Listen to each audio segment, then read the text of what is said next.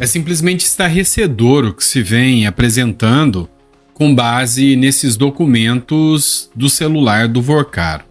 Para você ter noção, juristas de esquerda defendem, primeiro, ou a exoneração ou o fim, a mais aguardado do ministro Alexandre de Moraes, que é o impeachment. Você vai entender um pouco mais sobre tudo isso, inclusive alguns pontos cruciais dessa trama. Sim, isso aqui, sim, pode ser chamada de trama golpista de verdade. Aquela outra foi um teatro, encenação. Eu vou mostrar para você o que aconteceu em relação ao Vorcaro. Então, ajusta o fone porque o conhecimento derruba o sistema. E você vai entender o que está acontecendo efetivamente. Esses caras, eles têm na cabeça dele como se eles fossem heróis lutando contra o sistema, revolucionários. Por incrível que pareça, mas a conotação das conversas desses caras eram essas. Você vai dar uma olhada nessa matéria do Tássio Lohan, lá do jornal Metrópolis, que diz o seguinte: quem será a pessoa mais importante do Brasil para o Daniel Vorcaro? Não, para ele não é a mãe dele, não. Você pode ter certeza. Esse trecho aqui é um trecho da conversa que envolve o tal do Vorcaro e mostra como que esses caras tinham uma alienação patológica, achando que estavam tentando livrar o Brasil dos grandes banqueiros, do grande sistema. Dá uma olhada nisso aqui. Tudo de importante, no final, fica no seu colo. Impressionante. Mas seu legado para o Brasil será eterno. Tenho muito orgulho e tenho certeza que cada vez mais se consolidará como a pessoa mais importante do país. Então, todo sacrifício pessoal no final valerá a pena. Do meu lado, estou vendo a chance real de sair ainda mais forte e poder contribuir também, inclusive com o Brasil. Temos só que bloquear essa sacanagem, porque há muita gente querendo que não dê certo, ainda mais agora, que estão sentindo que podem não conseguir. Olha o absurdo, olha o tamanho dessa situação. Ou seja, com quem ele está falando? Isso aqui vem de um bloco de notas, de um grupo de mensagens que estava no celular do Vorcaro, que vazou das informações da Polícia Federal, mas não se deu clareza de quem era o destinatário dessas matérias. Mas quando você lê a informação do Vorcaro, quando você ouve aqui, ó, tudo de importante no final fica no seu colo. Quem é essa figura que se mete em tudo que é importante no Brasil?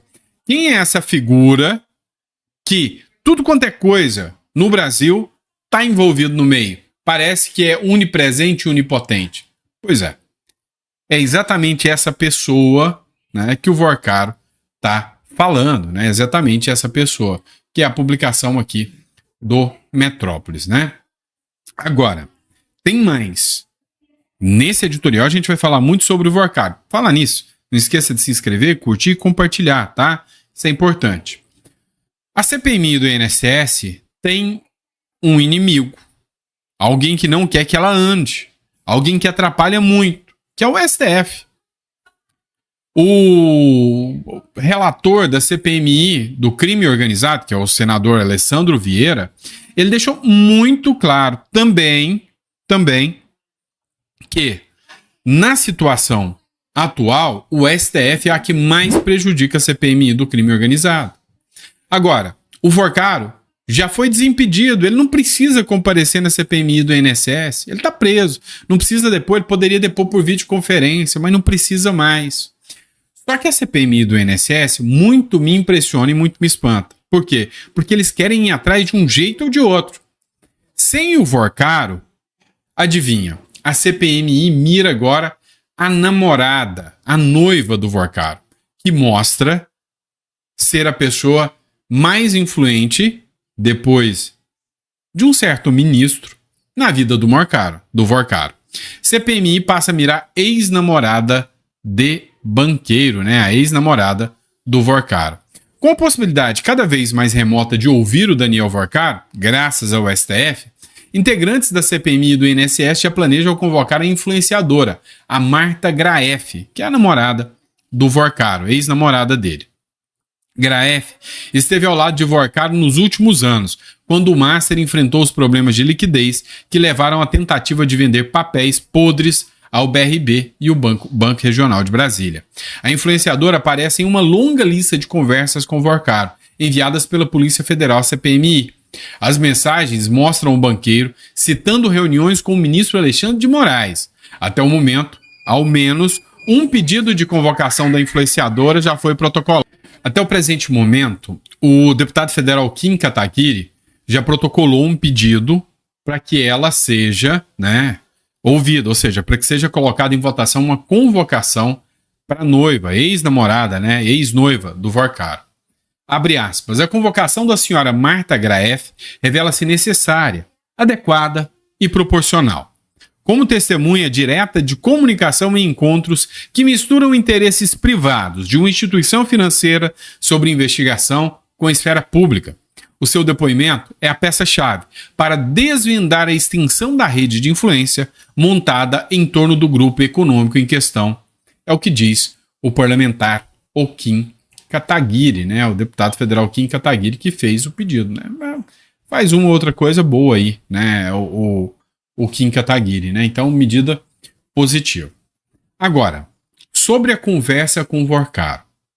O próprio Mário Sabino falou do escárnio e do absurdo que foi. De todas as conversas que aconteceram, esta é a mais estarrecedora, porque mostra meio que orientações, meio que uma certa parceria na condução do banco.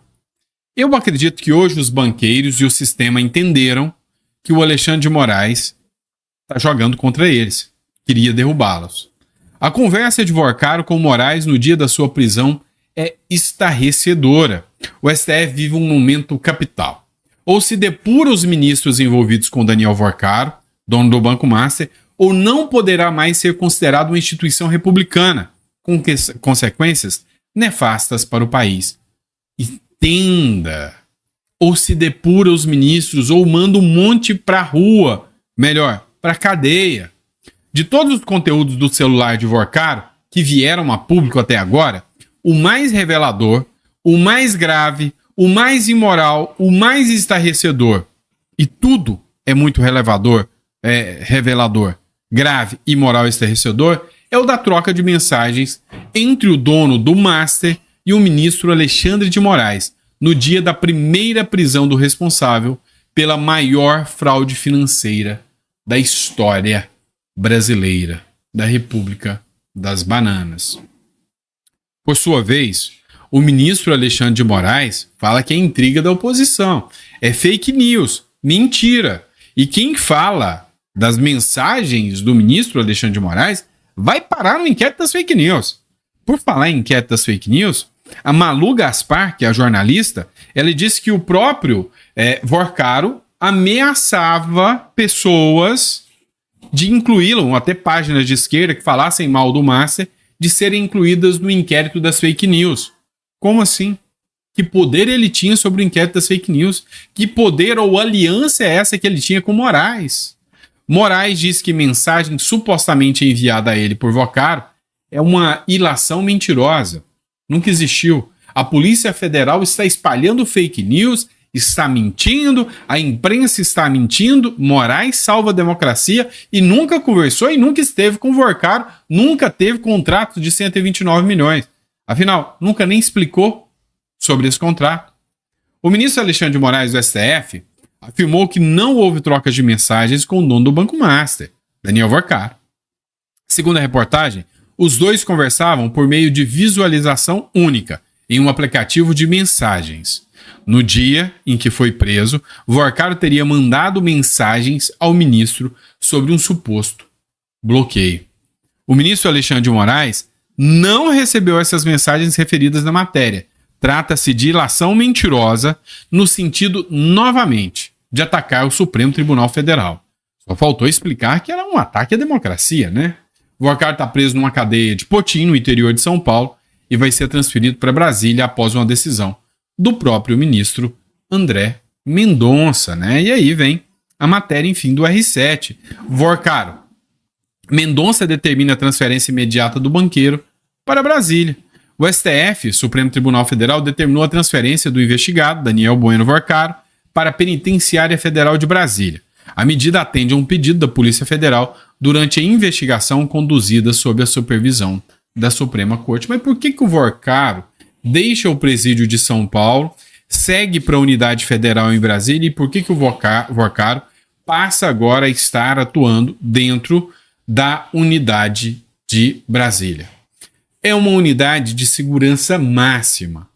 E aí, muitas pessoas têm medo que aconteça com o Vorcaro o mesmo que aconteceu com o Sicário.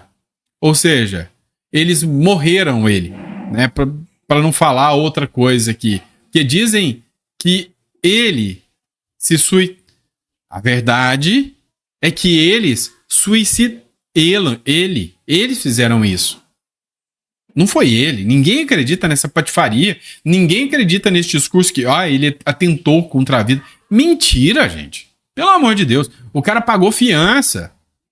O cara estava bem, conversou com o advogado. O cara tinha uma ficha corrida extensa. O cara era policial federal, ex-policial federal. O cara não era qualquer badeco, não. Aí, de repente, me pegaram, vou morrer. Para. Não convence. Então, o fato do André Mendonça mandar o Vorcaro para a cadeia de Brasília é para tentar protegê-lo, porque o André Mendonça sente confiança nos delegados de Brasília, nos delegados da Polícia Federal de Brasília. Não é à toa que o André Mendonça deu um passa-moleque no Andrei Rodrigues, que é o diretor da Polícia Federal, e falou: não, só os delegados envolvidos no caso terão acesso. Você, né, pupilo do Lula? Não. Então, o André Mendonça tá blindando. E aí, meu irmão? E aí é onde mora o perigo. O André Mendonça tá na mira. Matéria do editorial central. Polícia Judiciária quer reforçar a proteção de André Mendonça e família. Medidas de segurança são intensificadas após ameaças ao ministro. Sim, o André Mendonça já está sofrendo ameaças de morte, tá? Está sofrendo ameaças de morte. A Polícia Judiciária anunciou a intenção de reforçar a proteção do ministro André Mendonça e de sua família. A decisão vem em respostas a ameaças recebidas por Mendonça, que geraram preocupações sobre a sua segurança e a de seus entes queridos. A medida reflete a crescente tensão no cenário político nacional, onde figuras públicas enfrentam riscos cada vez maiores devido às suas posições e opiniões políticas. Então, o André Mendonça entra na mira. O senador Magno Malta e o senador Girão fizeram um pedido ao senhor Andrei Rodrigues, que é o diretor da Polícia Federal, solicitando que o Andrei Rodrigues determine policiais para reforçar totalmente a segurança, não só do André Mendonça, como a família do André Mendonça também. A gente vem de uma época onde a gente viu, por exemplo, um avião do Teori Zavascki cair por muito menos do que isso. Por muito menos. Inclusive, é até ironia do destino, né? Depois do avião do Teori Zavascki cair, quem entrou no lugar do Teori Zavascki? Então, cara, não me assusta nada se o Mendonça tentar tirar a sua própria vida. Eu expliquei para vocês. Se você não assistiu o último editorial, você deveria assistir. No último editorial, eu expliquei que o Bolsonaro já sabia de tudo sobre o Vorcaro. E que o Bolsonaro deu um recado muito claro que ele estava sendo ameaçado. Eu expliquei isso para vocês. Matéria de São Paulo News. A polícia quer ampliar a segurança da família do André Mendonça. O André Mendonça está na mira. O André Mendonça, se depender do sistema, ele já está morto já. Ministro é relator dos casos do INSS e do MASSE, os dois piores escândalos. A Polícia Judicial do Supremo Tribunal Federal consultou o gabinete do ministro André Mendonça sobre a necessidade e a viabilidade de ampliar o esquema de proteção destinado ao magistrado, a fim de incluir sua esposa e seus filhos. Acabou a vida do Mendonça. Acabou a vida do Mendonça. Depois que ele foi sorteado no caso do Banco Master, tenha certeza de uma coisa, a vida dele virou uma merda. A vida dele acabou o sossego. Esse cara nunca mais vai ter sossego ou paz na vida, a não ser que ele renuncie a esse caso ou que ele, né, se corrompa totalmente. Atualmente, o aparato de segurança concentra-se no ministro, como ocorre com os demais integrantes da corte. A proposta em análise prevê que agentes passem a acompanhar também todos os deslocamentos da esposa e dos filhos de André Mendonça com proteção integral. De acordo com os auxiliares, o ministro deverá concordar com a medida caso ela seja considerada viável. Mendonça já adotou, em algumas ocasiões, o uso de colete à prova de balas, como durante pregações realizadas na Igreja Presbiteriana de Pinheiros, em São Paulo, onde atua como pastor. André Mendonça é relator no STF de processos de alta sensibilidade e grande repercussão com os casos relacionados ao Banco Master e o Instituto Nacional de Seguro Social. No caso do Master, na decisão que levou à prisão do banqueiro Daniel Vorcaro, o ministro descreveu a existência de uma organização criminosa que funcionava como uma milícia privada. Segundo as investigações, o grupo, apelidado de A Turma, empregava métodos de monitoramento ilegal e fazia ameaças contra autoridades, jornalistas e adversários. A Polícia Federal interceptou, inclusive, ordens para a prática de agressões físicas a críticos dessa organização. Então, hoje eu te falo, André Mendonça, não vou de jatinho particular, só de carreira, não ande sem segurança, não vá pregar na igreja, não deixe a sua família no Brasil, ou se deixar, prenda a sua família, determine que elas fiquem presas dentro de casa, porque você é um dos maiores alvos do Brasil hoje. Eu não tenho dúvidas disso, tá? Deixa eu ver se já acabou o caso do Vorcaro aqui. Não, ainda não acabou o caso do Vorcaro, vamos continuar. O comentário de Alexandre de Moraes sobre Flávio Bolsonaro. Pois é, né? Esta matéria aqui eu não sei se é para ajudar ou para atrapalhar. Não sei te dizer ao certo o motivo dessa matéria, dessa publicação aqui, se ela é benéfica ou maléfica. Olha o que o Alexandre de Moraes falou. O ministro Alexandre de Moraes fez um comentário durante uma conversa informal com pessoas próximas esta semana sobre a postura de Flávio Bolsonaro na pré-campanha à presidência da República. Segundo interlocutores, ouvidos pela coluna Paulo Capelli, Moraes usou a palavra moderado ao analisar o comportamento que Flávio vem adotando desde que se colocou como postulante ao Planalto. Tal posição contrasta com a que marcou a trajetória de Jair Bolsonaro na política. Flávio já está eleito tá? Na conversa, Alexandre de Moraes não demonstrou preocupação com as investigações relacionadas ao caso Master, que revelam um contrato firmado entre a instituição financeira e sua esposa, Viviane Basti Moraes. Flávio, por sinal, tem evitado fazer críticas sobre o escândalo envolvendo o banco de Daniel Vorcaro. No último protesto da direita, realizado na Avenida Paulista no dia 1º de março, Flávio defendeu o impeachment de qualquer ministro do Supremo que descumpra a lei, né? Ou seja, não atacando diretamente aqui o ministro do Supremo, Alexandre de Moraes. E aí vem, né, também o Walter Meirovitch, que é um militante de esquerda, um exímio advogado, jurista, juiz, né? Ex-juiz não. Eu já expliquei para vocês que eu já tomei um rala do senhor Rogério Fernal, para mim um dos juízes mais consagrados ali da região do Triângulo Mineiro. Durante uma aula eu falei, o senhor é um ex-juiz, né? Ele, da onde você inventou isso? Não existe ex-juiz. Eu sou o juiz, aposentado. Mas eu sou o juiz. Não existe a figura do ex-juiz. Pois é, né? Pois é. Aprendi. E aí vem o juiz aposentado, o senhor Walter Meirovitch, e diz que o Moraes deveria exonerar, o que é pouco, deixar a toga na cadeira, mas a única saída bem adequada para o Brasil é o impeachment. A esposa dele, em janeiro de 24, ela celebrou um contrato. E depois, em novembro, começou, e a Polícia Federal apresenta isso, apresenta o quê? Diálogos entre o Moraes e o Vorcaro, e no sentido de que Moraes estaria por dentro de toda a atividade do Vorcaro e dando-lhe conselhos, orientações. Existe até uma mensagem que a última delas, que parece e dá indicativos de que houve sim a troca. O Moraes interagiu com ele, respondia a ele, embora essas mensagens tivessem sido apagadas. A situação do Moraes é delicadíssima.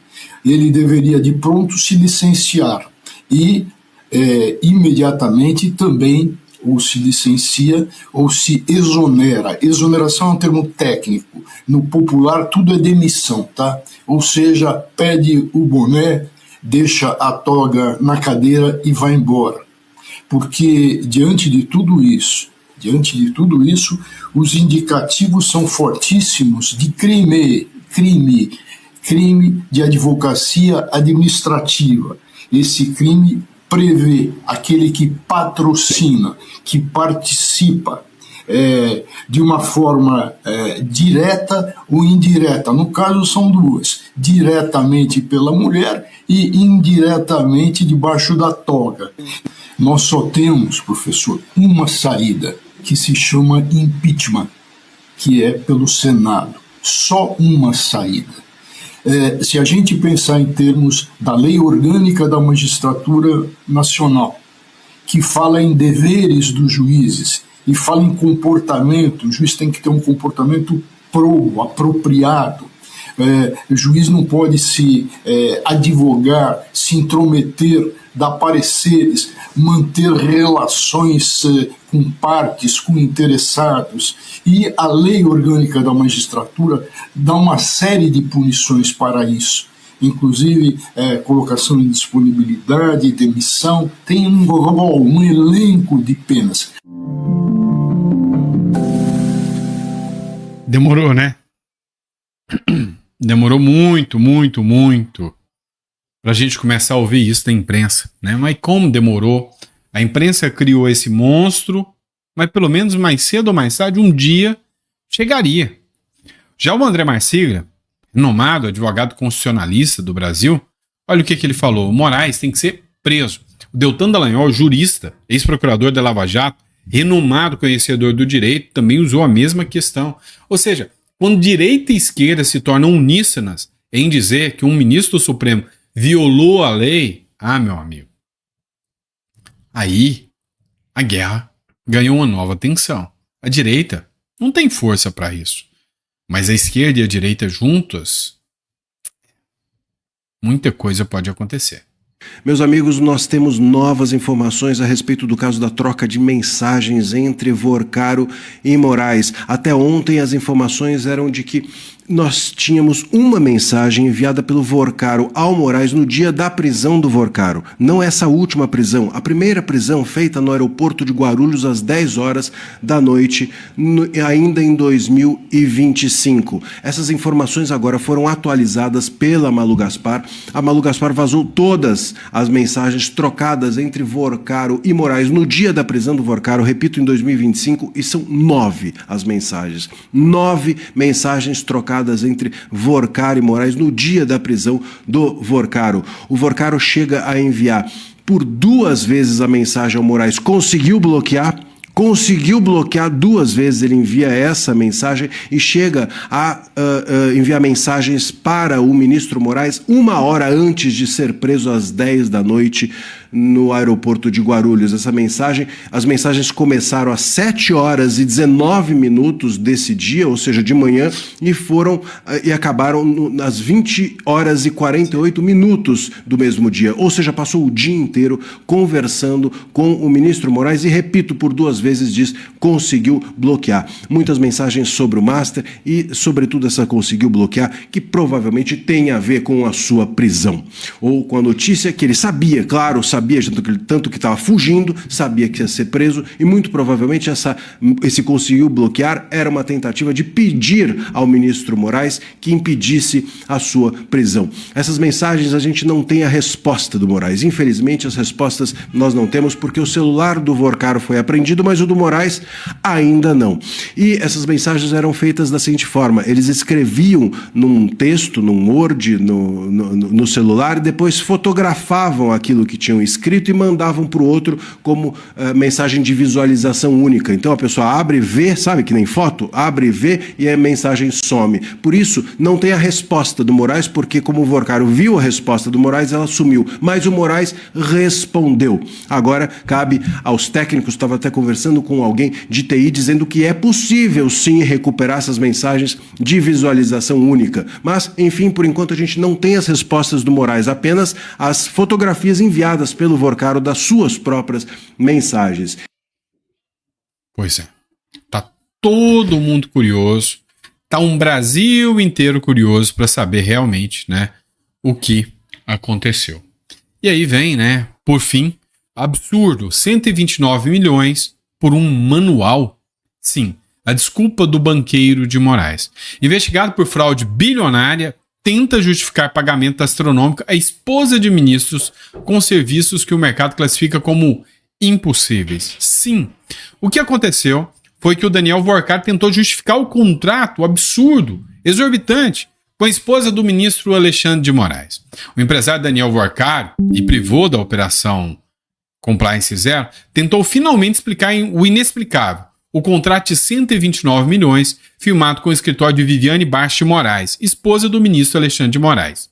Segundo revelado pela colunista Mônica Bergamo, da Folha de São Paulo, Vorcaro alegou que os valores se referiam à elaboração de manuais de compliance e serviços diversos. O argumento beira o escárnio, já que o mercado jurídico e financeiro é unânime em afirmar que tais manuais, mesmo nos escritórios mais luxuosos e renomados, com milhares de advogados prestando serviço, né, custam uma fração minúscula, ou seja, para falar que os mais caros do mundo custam na casa dos 5 milhões. Então quer dizer que tem 124 milhões ainda para o Moraes, né, explicar aí sobre isso, né? E aí veio o Jeffrey Checchini, que é advogado, falou: Moraes mentiu que não se encontrou pessoalmente com o Vorcaro. Escuta só.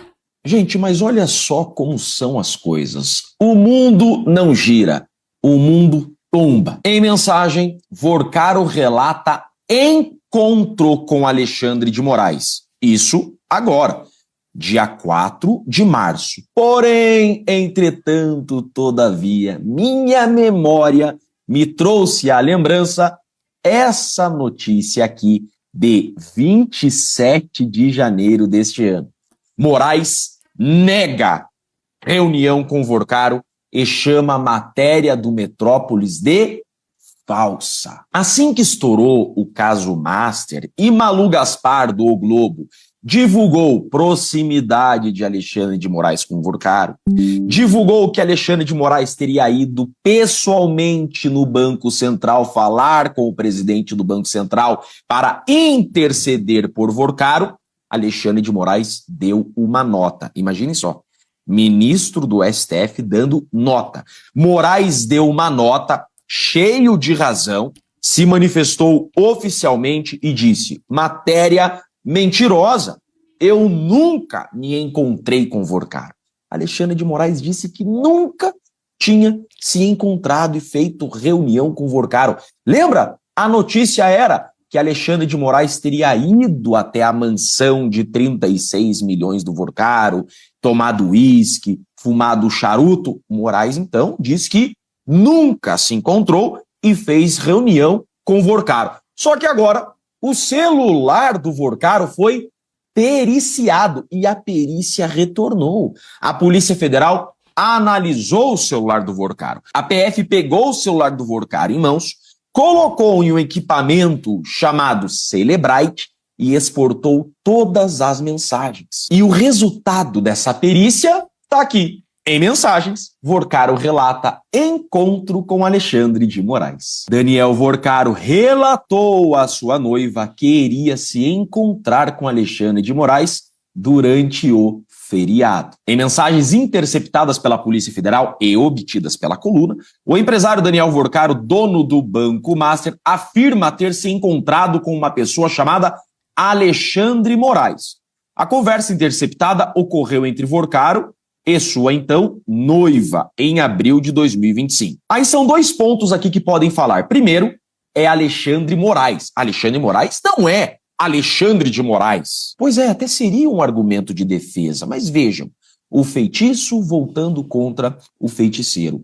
Lembram que as planilhas de entrada do Felipe Martins na Alvorada estavam escritas Felipe com FE e o nome do Felipe é FI?